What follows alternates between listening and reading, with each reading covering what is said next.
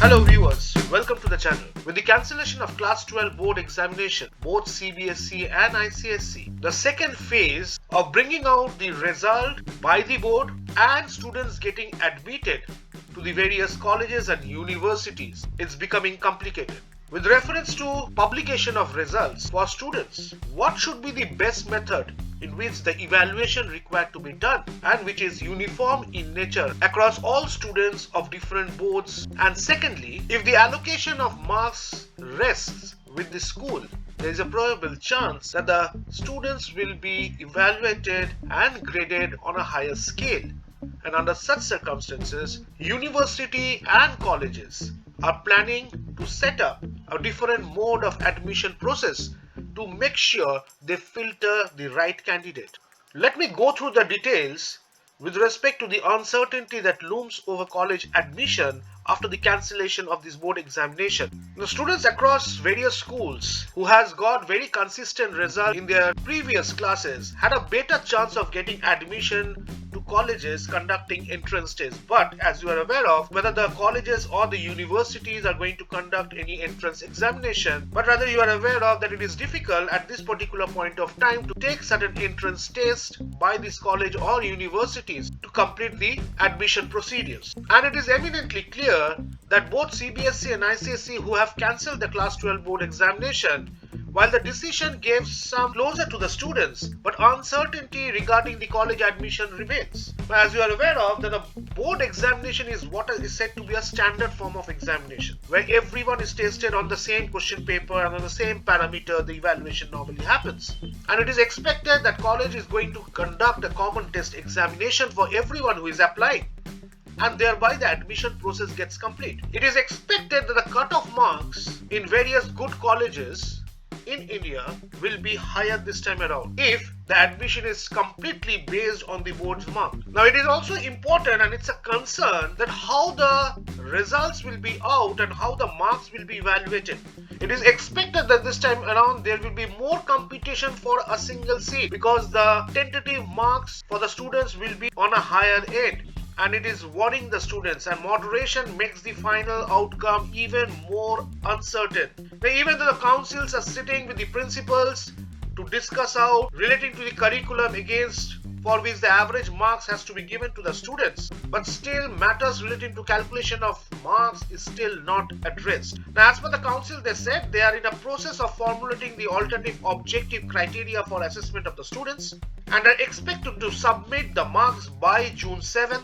And it is also important that many of the students who have applied for foreign universities, the deadlines are near, so the gravity and urgency of the situation is very, very important.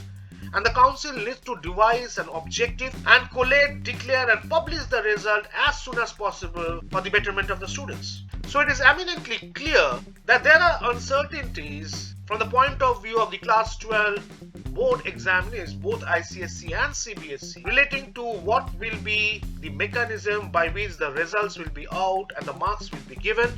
And secondly, and if the marks is on a higher side, which is expected, there will be immense amount of competition for the seats available for college admission in the top universities and colleges in India. However, 3 Calcutta colleges has designed an entry process with respect to the admission of Class 12 students or the board students in their colleges. If I go into the details, there are 3 city institutions who are contemplating changes in their admission process in the light of the CBSE and ICSE board examination cancellation. One of the institute is St. Xavier's College, who was considering some kind of filtering process, because you are aware of Xavier's is one of the top-notch college in Calcutta, West Bengal. There will be huge number of students who will be applying for the seats available in St. Xavier's College. Since it has a limited capacity and it is anticipated the marks will be on a higher side, so they will be